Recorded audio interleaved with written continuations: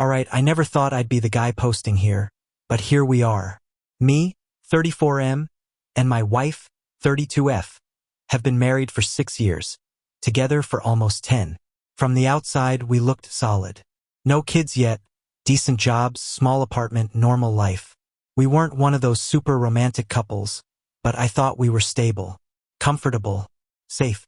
But if I'm being honest, things started feeling off about 5 to 6 months ago. She got sharper. Not just bad day sharp. I mean constantly irritated, snapping over nothing. I'd ask a simple question like, "Hey, what do you want for dinner?" And she'd come back with, "I don't know.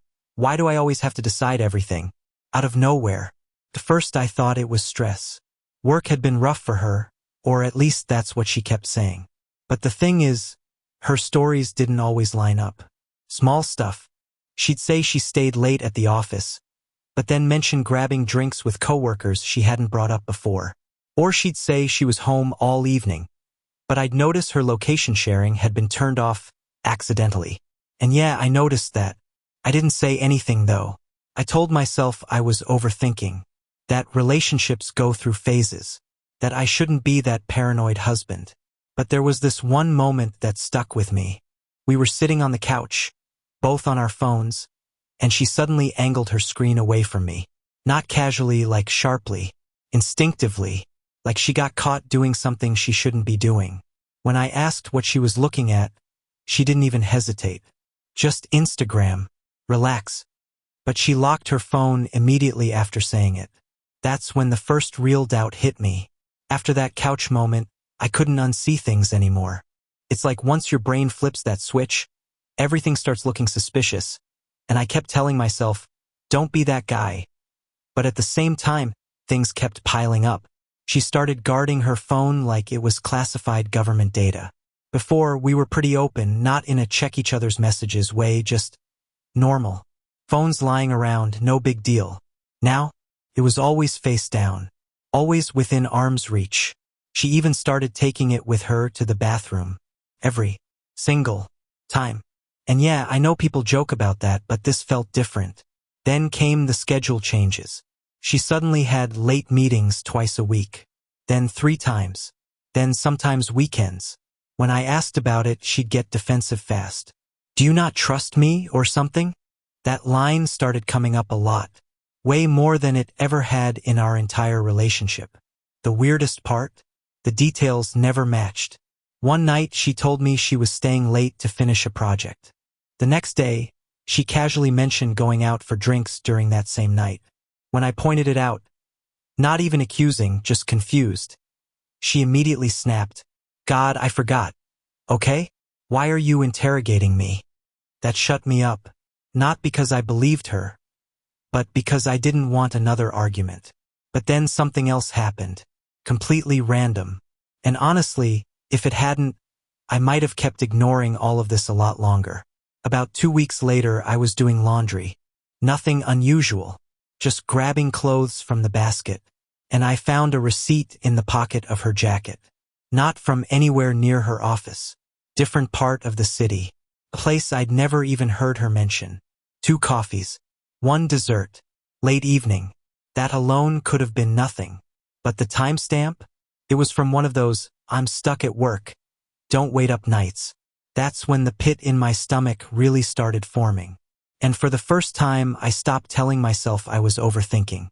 I wish I could say I confronted her right away after finding that receipt. I didn't. Instead, I did what I think a lot of people do when they're scared of the answer. I sat on it. I told myself there had to be an explanation. Maybe she met a coworker. Maybe someone else paid and she just had the receipt. Maybe I was building a whole story out of nothing. But the thing is, once that doubt is there, your brain starts connecting dots whether you want it to or not. So I started paying closer attention. Not in a crazy, tracking every move way. Just noticing patterns. And the patterns were bad. Her late nights started lining up almost perfectly with days she seemed off. Like, she'd come home either weirdly energized, almost too happy, or completely cold and distant. No in-between. There was also this new habit. She'd shower immediately when she got home. Like, wouldn't even say hi properly, Just a quick, hey, and straight to the bathroom. Again, could be normal. But combined with everything else, it didn't feel normal. Then came the names. She started mentioning a new guy at work. Let's call him Alex. At first, it was casual. Alex is so incompetent. I have to fix everything he does. Alex forgot to send an email again. I swear I'm babysitting. Always negative. Always annoyed. Which weirdly made me less suspicious at first. Until I realized she was bringing him up. A lot. Like way more than any other coworker she'd ever talked about. And then one night, completely out of nowhere, she slipped. We were having dinner, and she said, yeah, Alex and I tried that new cafe downtown. And then she stopped, mid-sentence, just froze. I looked at her and said, wait, you and Alex went out together? And instantly the walls went up. No, I meant the team. Like the whole team went. Don't twist it. But the tone? Sharp. Defensive. Too fast. And here's the thing that really got me. She didn't correct herself naturally. She panicked. That receipt? 2 coffees. 1 dessert. Late evening. Same area as that new cafe downtown. At that point, it stopped feeling like random weirdness. It started feeling like a pattern I didn't want to admit was real.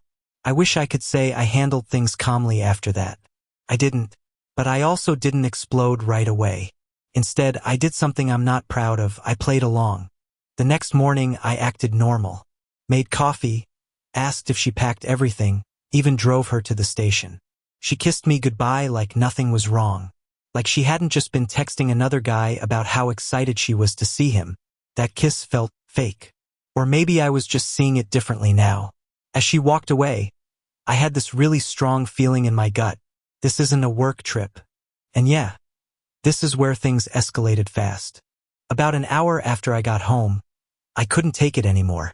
I checked our shared email account. We used it for bills and bookings. And there it was. A hotel reservation. Not in the city she told me she was going to. Different city entirely. 2 guests. 1 room. 1 bed. Check-in that same day. I just stared at the screen for a long time. Like if I looked long enough, it would somehow change. Didn't. And then, like the universe wanted to make sure I really got the message, another thing happened. Her friend, someone I barely even talked to, texted me, out of nowhere. Hey, is everything okay with you guys? That alone was weird enough. I asked why. There was a pause. Then she replied, I don't know if I should say anything, but I saw your wife yesterday. She wasn't alone. Yesterday. So before the work trip. Before all of this. I asked, who was she with? Another pause. Then, some guy. They looked close. At that point, it wasn't even a question anymore. It wasn't suspicion. It wasn't doubt. It was just reality hitting all at once. The lies. The late nights. The phone. Alex. The message. The hotel. All of it. I felt this mix of things I can't even fully describe. Anger, yeah. But also something heavier. Like embarrassment. Like I'd been the only one not seeing it while everyone else already knew. And here's the part that really messed with my head. Even after all that, a small part of me still wanted her to come back and somehow explain it away. Like there was still a version of reality where this didn't mean what it obviously meant. But deep down, I knew. This wasn't just emotional. This wasn't just flirting. My wife was on a trip with another man. And I was sitting at home, staring at proof of it. I wish I could say I took the high road after that. I didn't. But I also didn't confront her. Not yet. I needed absolute proof even though I already had more than enough. So yeah, I decided to go there. The hotel booking had the address. It was about a 2-5 hour drive. I told myself I just needed closure. That I wouldn't do anything crazy. That I just wanted to see. Looking back, that was probably a lie I told myself to justify what I was about to do. I drove the whole way in this weird silence. No music. Just my thoughts going in circles. Replaying every moment from the last few months. Every lie, every weird reaction. By the time I got there, my hands were literally shaking. I sat in the parking lot for maybe 20 minutes, debating whether to go in or just turn around and go home. I should have left. I didn't. I went inside, tried to act normal, like I belonged there. My heart was pounding so hard I thought people could hear it. I didn't have a room number. I didn't have a plan. I just waited in the lobby like an idiot, hoping for something. And then, because apparently the universe wasn't done with me, I saw them, her and him, walking in together like it was the most normal thing in the world. Laughing, she touched his arm. That small, casual touch people do when they're comfortable with someone. I've seen her do that before. Just not with me in a long time. They didn't see me at first. I was sitting off to the side, kind of hidden, and I just watched. I don't know how long. Maybe a few seconds. Maybe longer. Felt like time just stretched. Then she leaned in slightly toward him, said something I couldn't hear, and smiled in that same way I saw the night before when her phone lit up. That was it. That was the moment everything became real in a way no receipt or message ever could. Not a theory. Not suspicion. Just fact. My chest felt tight, like I couldn't fully breathe. My brain was screaming at me to either leave or say something. And yeah, I chose the worst possible option. I stood up and walked straight toward them. I didn't plan what I was going to say. There was no speech, no calm approach. Just adrenaline and this heavy, sinking feeling in my chest. They noticed me when I was maybe a few steps away. First him, confused like, who is this guy? Then her. I've never seen someone's face change that fast. For a split second, she looked terrified, like she'd been caught in something she couldn't talk her way out of. And then, just as fast, it was gone, replaced with anger. Not guilt, not shame, anger. What are you doing here? She snapped immediately, like I was the one out of line. I actually laughed, not because anything was funny, but because the audacity of that question hit me all at once. What am I doing here? I said. I should be asking you that. The guy, Alex obviously, looked between us, clearly realizing what was happening. He stepped back a little like he didn't want to be in the middle of it. Smartest move anyone made in that moment. She crossed her arms and went straight into defense mode. This is not what you think, she said. Of course. Pointed at him. Really? Because it looks exactly like what I think. And this is where it got surreal. She didn't hesitate, didn't even pause to think. He's here for work. We ran into each other by coincidence. Coincidence. Same hotel. Same day. Same city she lied about. I just stared at her for a second, trying to process how easily that lie came out. Then why are you staying in a different city than the one you told me? I asked. Another beat. Half a second. We had a last-minute change. I forgot to tell you. Another lie. Instant. And the message? I said. Can't wait for tomorrow? She rolled her eyes. Actually rolled her eyes. Oh my God. You went through my phone too? Seriously? You're unbelievable. She flipped it on me so fast it almost gave me whiplash. At that point, Alex quietly said something like, I think I should go, and walked off. Didn't even try to defend anything. Just left. Which honestly said more than anything else. Now it was just me and her, standing there in the middle of a hotel lobby, with this tension so thick it felt unreal.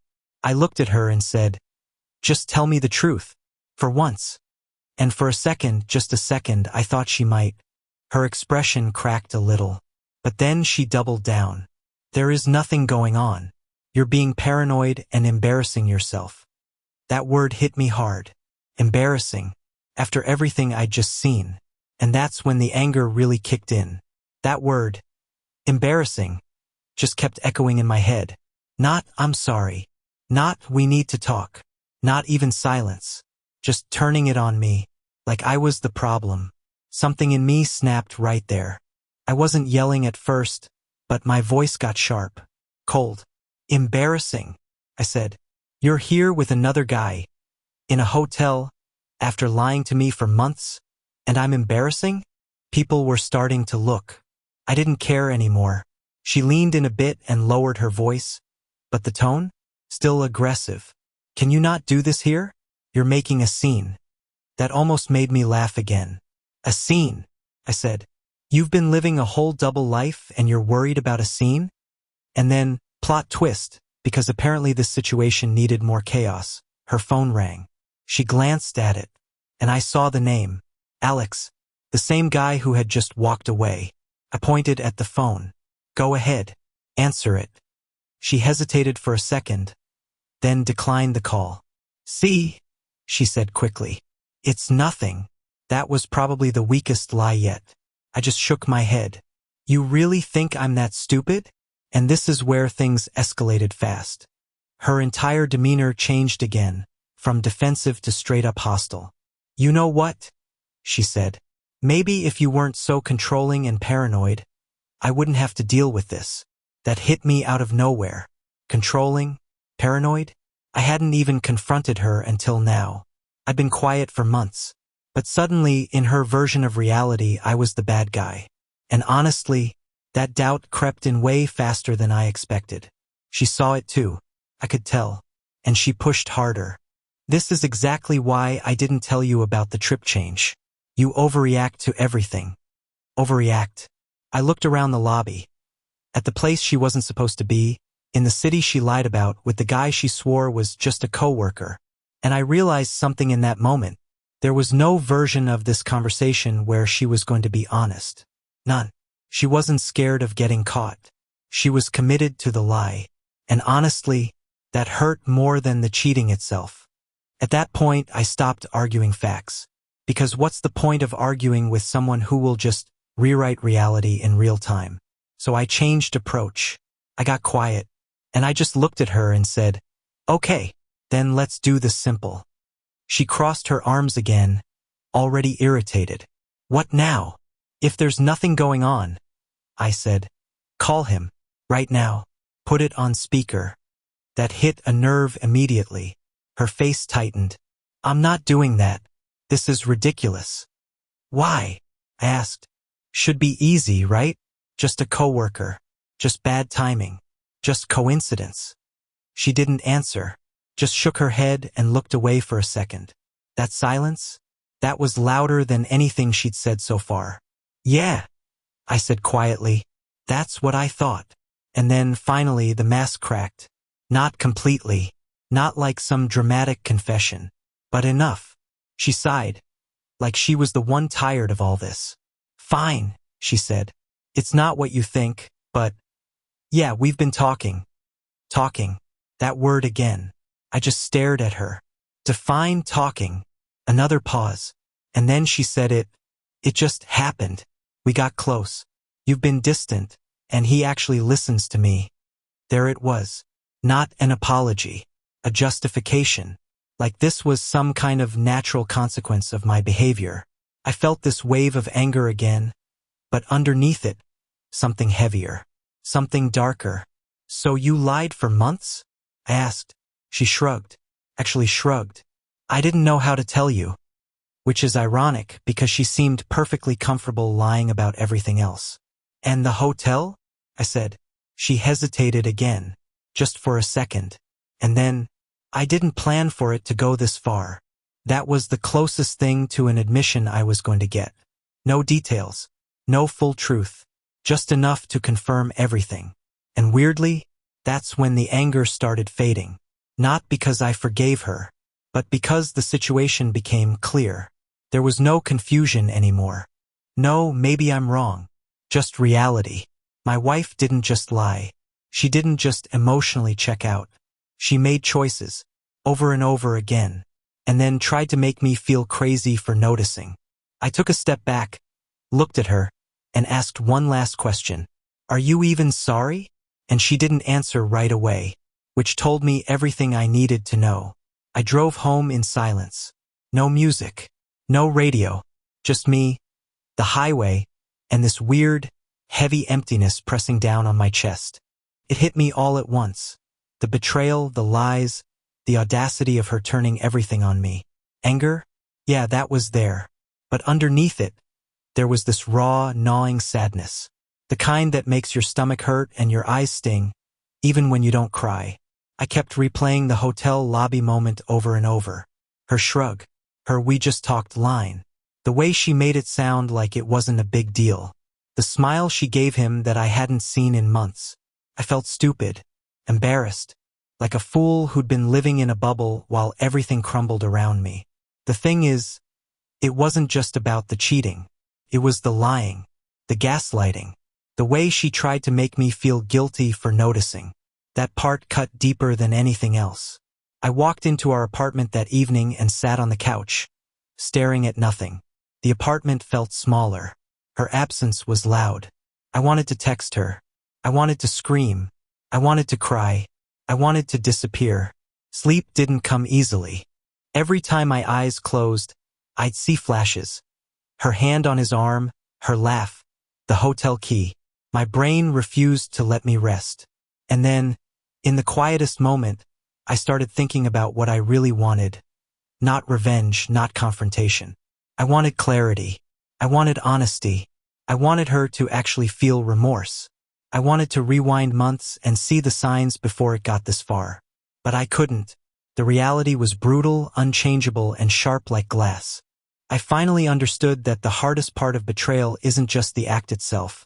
It's reconciling the version of the person you loved with the person who could do this. The mental dissonance is exhausting. By the time morning came, I was drained in a way I've never been before. Not physically, but emotionally, like my entire emotional landscape had been uprooted overnight.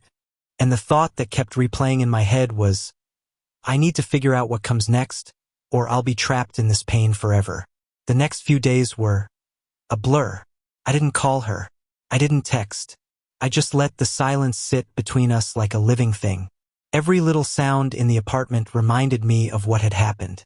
Her favorite mug in the sink. The way the couch cushions were still pressed down where she used to sit. It all felt like echoes of a life that wasn't mine anymore. I had to decide. Stay and try to fix something that might be broken beyond repair? Or leave before I got sucked into endless excuses and more lies? Part of me kept thinking about the what-ifs. What if she really did regret it? What if we went to therapy and rebuilt trust? But another part, the part that had watched her shrug, smile, and gaslight me in that hotel lobby, screamed, do not go back to that. You'll only lose yourself. I spent hours writing things down. Every detail I remembered, every feeling, every little lie she'd told. It wasn't about making her feel guilty. It was about me seeing it all clearly, without the haze of emotion clouding it. By the end of the week, I knew my choice. I couldn't stay. Not because I didn't love her anymore.